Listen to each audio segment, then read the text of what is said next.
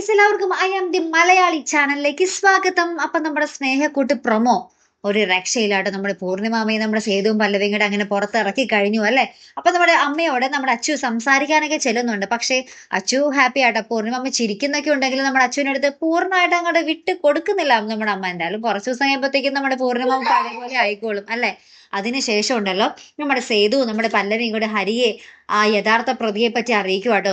ഇതിന് പിന്നിൽ ഋതുവാണ് എന്നുള്ള ഒരു കാര്യം നമ്മുടെ ഹരിയെ അറിയിക്കുന്നുണ്ട്. ശേഷം പറയുന്നുണ്ട് ഇത് അച്ചു അറിയരുത് ഒരിക്കലും, അച്ചു പറഞ്ഞാല് അവളെ പിടിച്ച് പുറത്താക്കും എന്നൊക്കെ പറയുന്നുണ്ട്. പക്ഷേ ഇവർ ഈ കാര്യം നമ്മുടെ ഹരിയോട് പറയുന്നതൊക്കെ നമ്മുടെ അച്ചു അപ്പുറത്ത് നിന്ന് കേൾക്കുന്നുമുണ്ട്.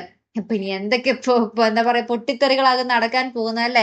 നമ്മുടെ അച്ചു ഋതുവിനിട്ട് നല്ല ഒരെണ്ണം കർണത്തിട്ട് ഒരെണ്ണം കൊടുക്കണം, കുറെ അച്ചാലുച്ചാലിട്ട് കൊടുക്കണം. അതാണ് എന്റെ ആഗ്രഹം. നിങ്ങൾക്ക് എന്താ ആഗ്രഹം അല്ലേ? അങ്ങനെ തന്നെയല്ലേ വേണ്ടത്. ഇനി പുറത്തിറക്കി വിട്ടാൽ തന്നെ നമ്മുടെ ഋതു പുറത്തു പോകാൻ സാധ്യതയൊന്നുമില്ല. എനിക്കും ഈ വീട് അവകാശപ്പെട്ടതാണെന്ന് പറഞ്ഞ് ഇങ്ങോട്ട് തന്നെ കയറി വരും. അതുകൊണ്ട് രണ്ടടി കൊടുക്കുന്നത് ഏറ്റവും നല്ലതായിരിക്കും അല്ലെ. എന്തായാലും നമുക്ക് കാത്തിരുന്ന് കാണാം കേട്ടോ. അപ്പൊ അടുത്തൊരു വീഡിയോ വരുന്നത് വരയ്ക്കും here I am the Malayali signing of.